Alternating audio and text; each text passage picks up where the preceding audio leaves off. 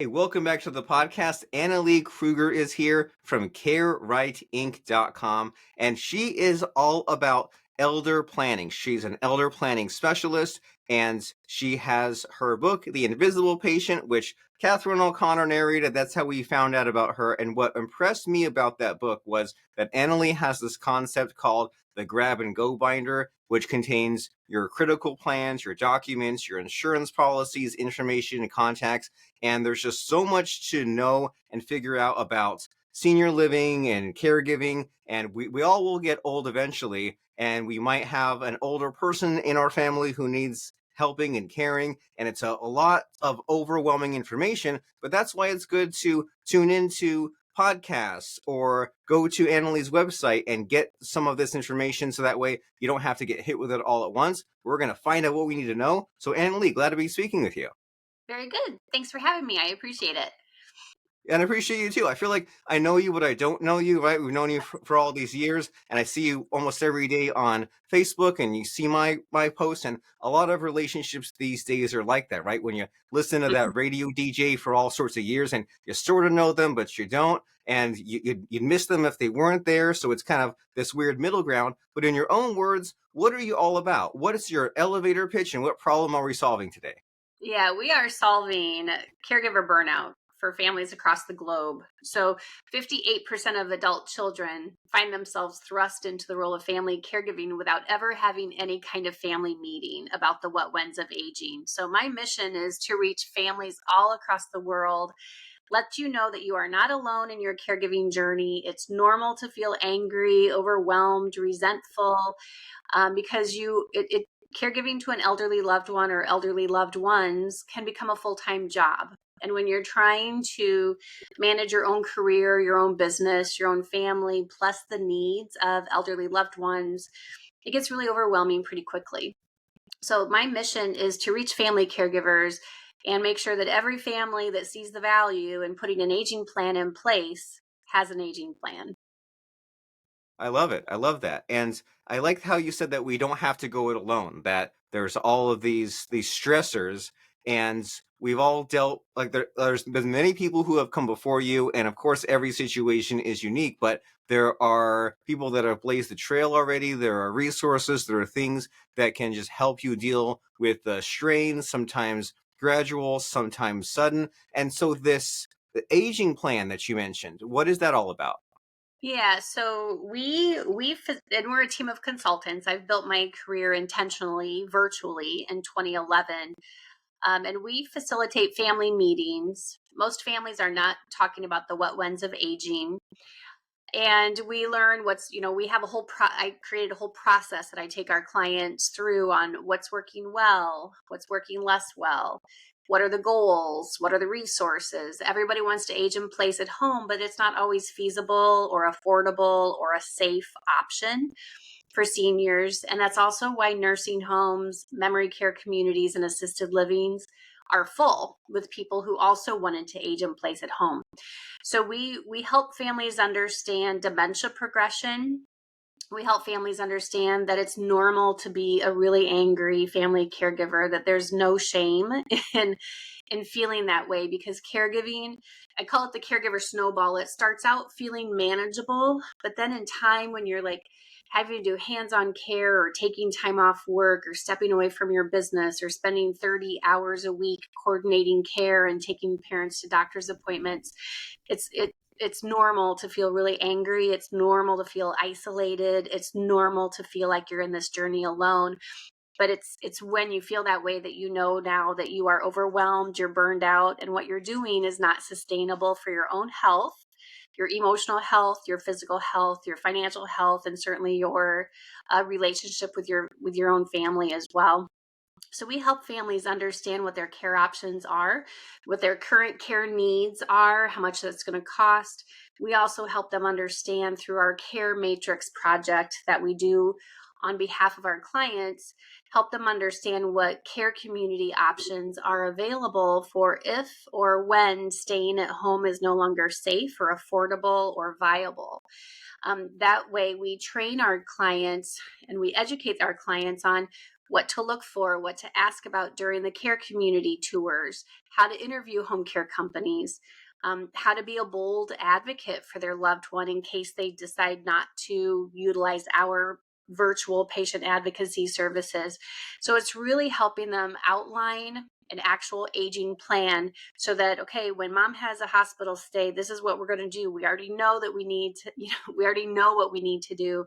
We already know where mom and dad could potentially live because they've done the tours. They've put mom and dad on the waiting list, or mom and dad have done the tours and put themselves on the waiting list of 3 to 5 different care communities, so that if or when they need to move into one, they have a higher probability of getting into a care community that they've already toured and have some relationship with and understanding of what that care community can do for them. You mentioned the grab and go binder. That's a tool that I created in 2011 when I started my company, when I started CareRight Incorporated. Because prior to that, prior to me starting my company, I was a social worker and executive director in CCRCs, continuing care retirement communities, for over 20 years. And literally every single day, I had families in my office. They were blindsided because mom's in the hospital. The hospital says, here's a list of facilities. Go find one by noon tomorrow because we're discharging. And that's exactly how that goes. And so the families, the adult kids would be coming in to take a tour. They had no idea what questions to ask, what to look for.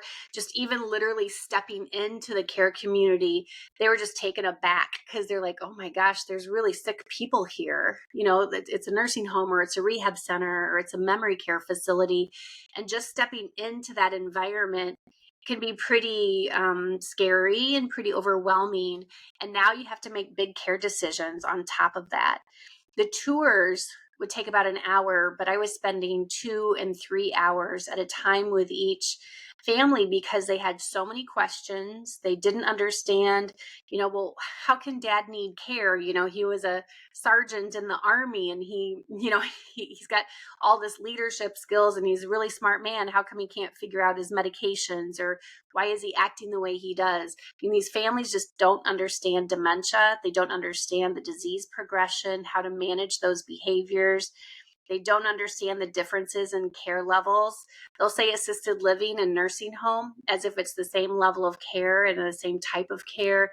So my goal is really to get out there and really help educate families so they can make informed decisions instead of being willy-nilly and assuming that they're going to have the best possible outcomes for themselves, their families, and their families' retirement funds.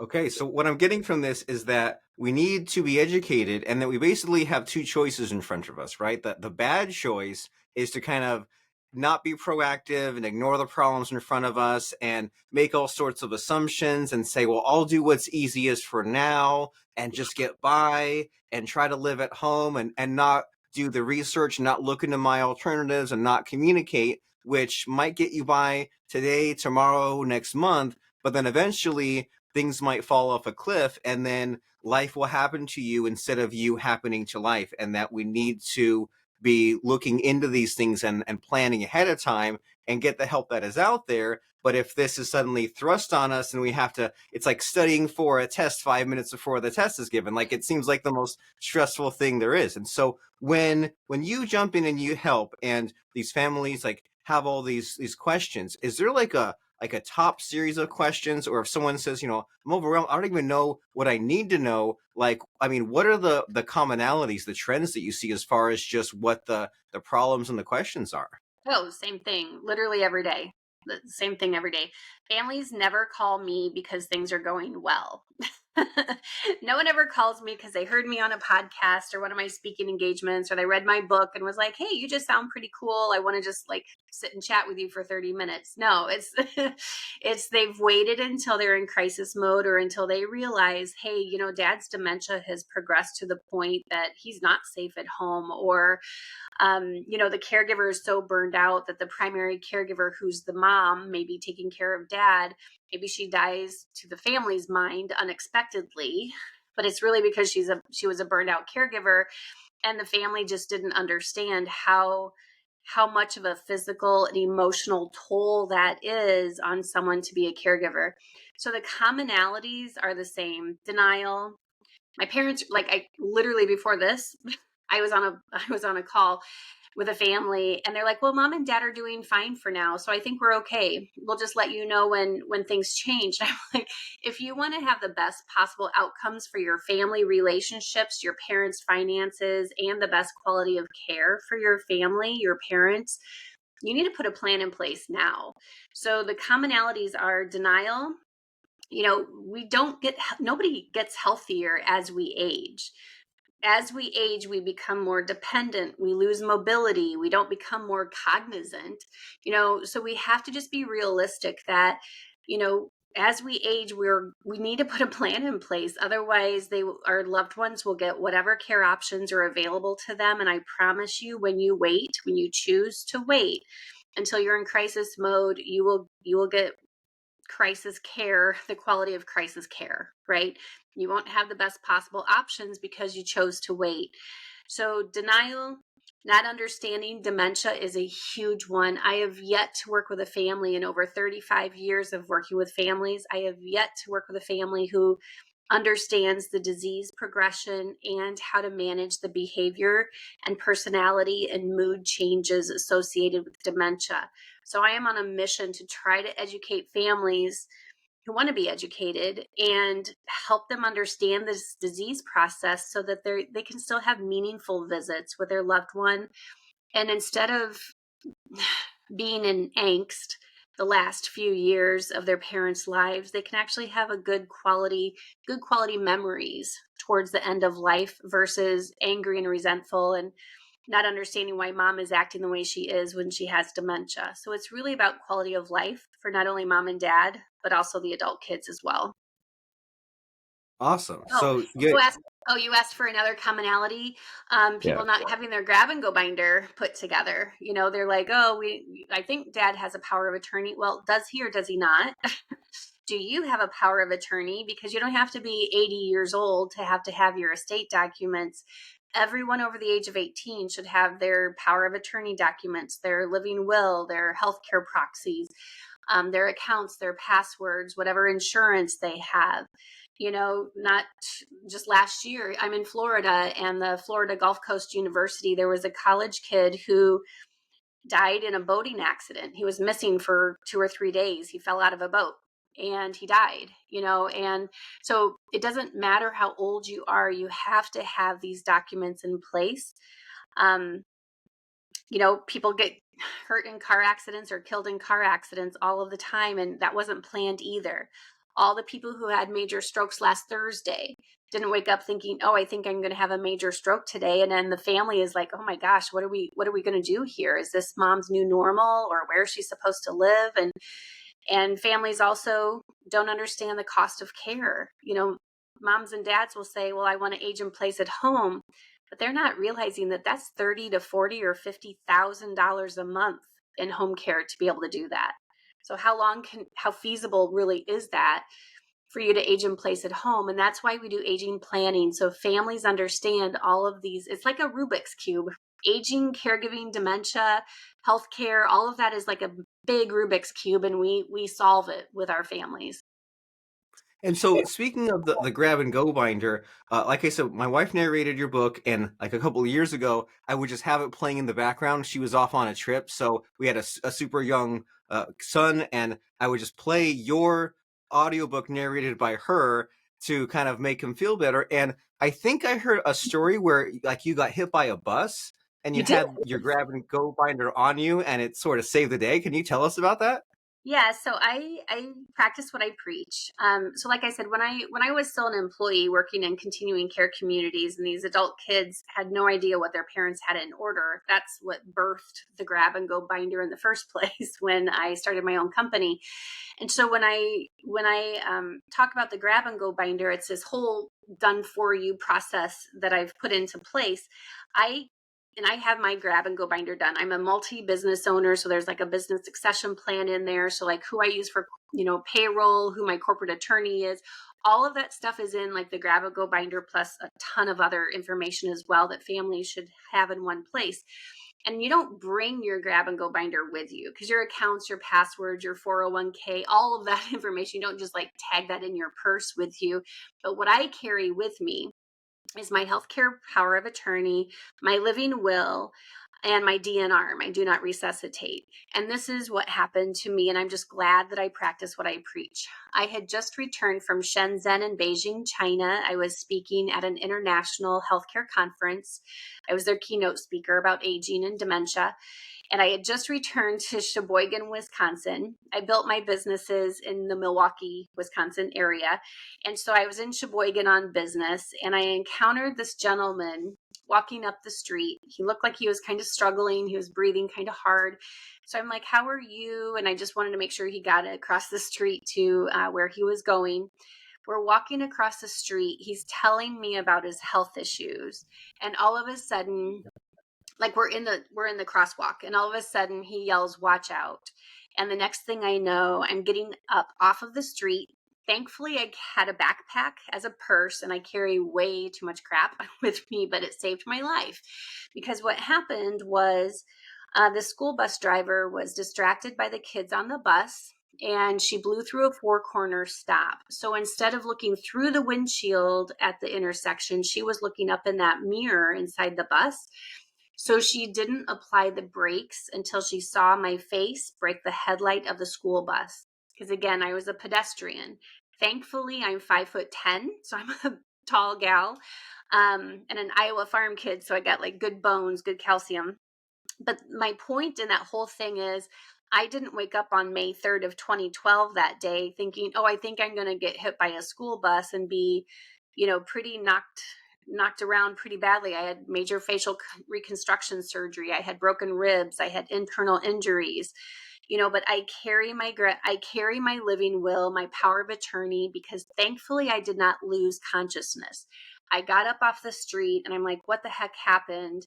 And then it occurred to me that I was like, oh my gosh, I think I just got hit by a school bus. And I sure as heck did. Because then all of these witnesses came running out of the restaurants and cafes and stuff. And they're like, oh my gosh, you just got hit by a school bus and you flew 15 feet and all this kind of stuff. And because I do crisis management and have spent thousands of hours in ICU units and hospitals, I am very clear what quality of life means to me.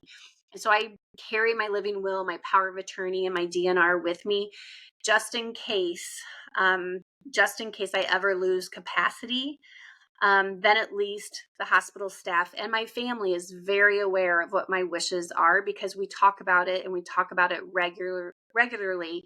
And that's what I would like the listeners to think about too, is having these conversations often and get comfortable with it and have the confidence to talk about it.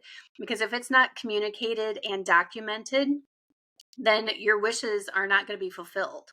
Like, I don't want a feeding tube. I don't want trachs. I don't want anything. And if that wasn't communicated and documented, my family wouldn't know what to do.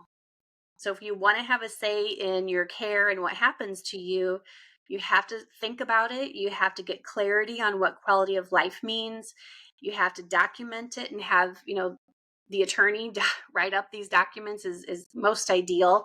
But then you have to communicate it and make sure that your decision makers actually have a copy of what their wishes are, what your wishes are, so that if they should ever have to step into that role, they're not like, oh my gosh, what does Annalee really want? Well, my family knows exactly what I want because we talk about it regularly, probably too often. But that's what you do for a living, so of course that's what's spoken about. But this is all good information, and that's new information for me to talk about it recurrently. That it's not just a one-off event, because like my mother was a social worker and did the elder care too, and she's seen all sorts of things such as you have. And a few years ago, she showed me some kind of a binder. It wasn't a grab and go binder, but it was a binder of some kind, and she was kind of turning the page. And I was only sort of half interested, because I was like, hey, I'm not greedy. Sure, you're leaving me this, or here's your plans. I'm like, good, it's all written down. But then as you're saying this, I'm thinking, I'm not sure I know where that binder is located. I think some attorney has some copy of it, but I'm just like, it's a little scary, right? To think about, I'm not sure where that is. And I don't have one for myself, because there's that that what you said is that the young people think, oh, I won't need that for decades. And you're saying we all need it right now. So how do we tap into your energy and excitement about this? Because it feels like a prevention instead of a cure situation, right? Like flossing your teeth is not exciting. Going to the doctor to get your blood pressure checked is not exciting. And we know it's so important. And it's so important for our loved ones to not end up in this situation. But in the present moment, it says it's hard to find the time with all the chaos in life. And it's hard to just like find that focus. So how do we get from where the rest of us are to where you are, where it is a habit, it is something we speak about, it is a concern? How do we just zero in on that? Yeah, well, and it's hard for families to do that on their own, and that's why they don't, and that's why they call us in crisis mode, right? So one takeaway is, because Google will only get you so far. So I really encourage people to take us up on the offer of our 30-minute free consult. No matter where you live, no matter where you are in your journey, we offer a free 30-minute Zoom or phone consult to just walk us through what your situation is and how we can help you. Because again, that's why I started my company in the first place. 92% of families come to us in crisis mode, where they have to make big decisions quickly on behalf of a parent, and the kids have no idea how to even make these decisions happen because they've never had these conversations with their parents. So one way, if you're on this webinar and you're like, okay, well, I like the sound of this, but how do I get mom and dad on board? Here are a couple of tips. Leverage this podcast, or leverage this conversation that we're having, and say, mom and dad, I heard this podcast and this really cool gal, Annalee Kruger, haha, really cool gal, was talking about, crisis and what happens when dad has that stroke or mom's disease progresses and she has dementia and she wanders out of the house. We leverage this podcast and say, we haven't really had any conversations about the what whens of aging, and we really need some help with facilitating this family meeting so that we can start the conversations. And Annalee and her team offer a 30-minute consult. Let's get booked on her schedule or on their schedule to talk about this.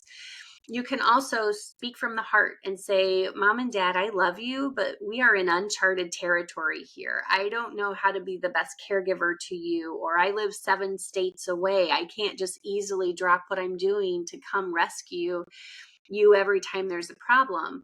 We need to work with a professional to help us understand what our options are so that we can have the best aging and caregiving journey possible.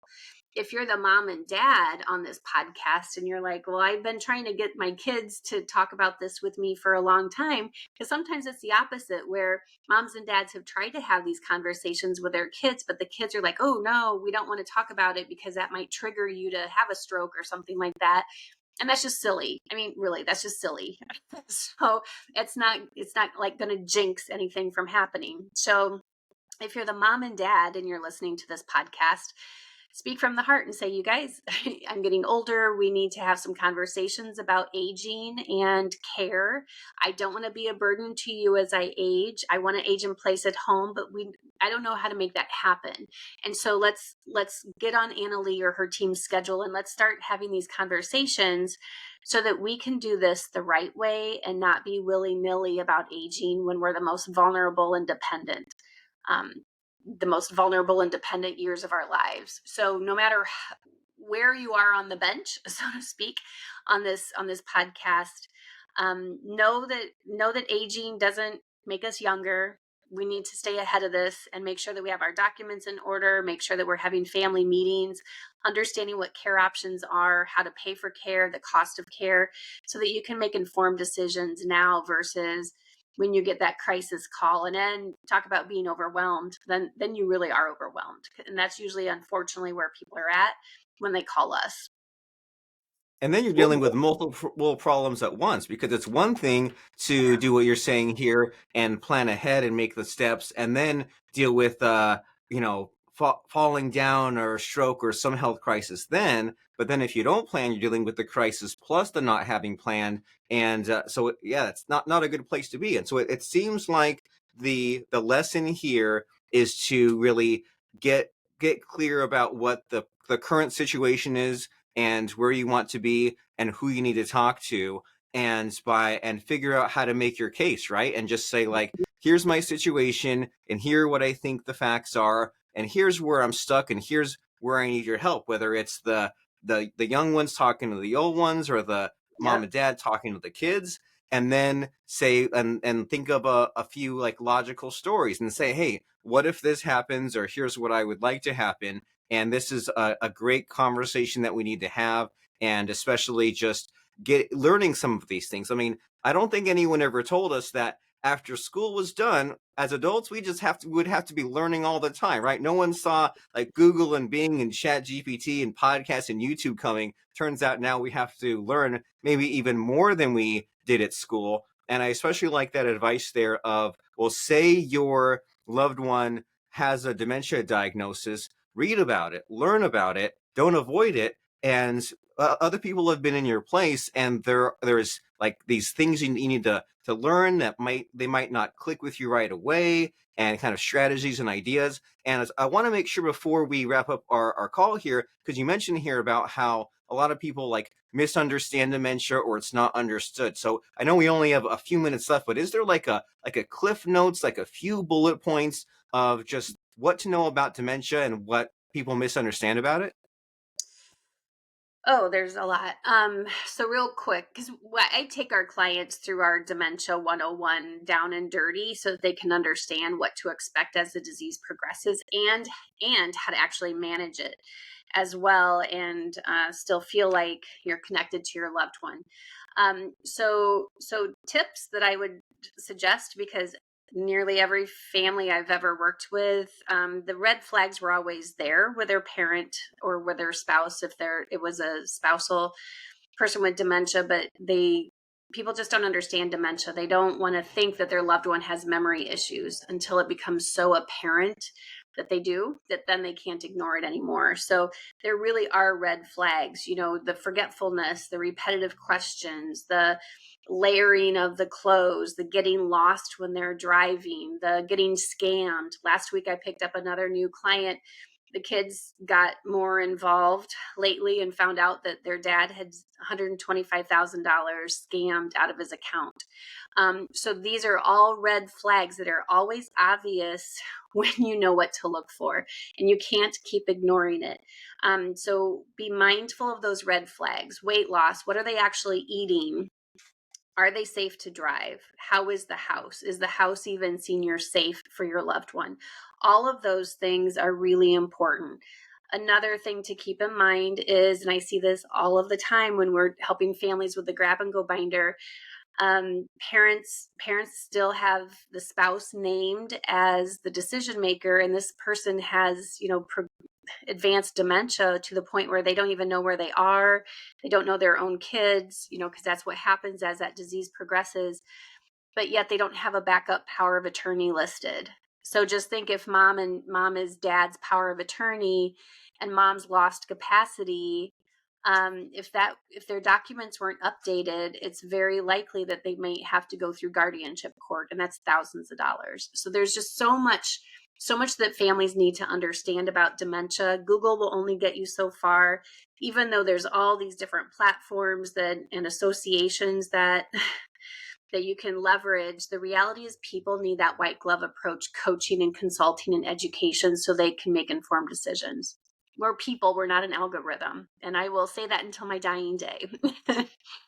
And that's great advice. If you were being sued or going through a divorce, you wouldn't say, hey, I need to go crack the law books. I need to go to law school. Maybe you would learn enough of what you need to know, but you would also go to an expert who could look at the situation, who eats, breathes, and sleeps all of this, and says, hey, well, here's what you're missing out on. And if you don't make the steps, then you might have to go through guardianship court later. So let's solve some of these problems before they actually become problems. And so what's the next step here? Where you mentioned grab and go binder, CareRight Incorporated. If someone says, hey, I really want to jump on that free 30-minute Zoom call, how do they take the next step, and how do they find out more about you? Yeah, they can actually go straight to my website, which is carerightinc.com, CareRightInc.com.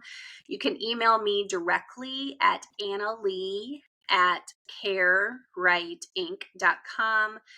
I'm even going to give you my personal cell phone. Just know that I'm in Florida. I'm in Eastern time zone, so try not to call me at 3 a.m.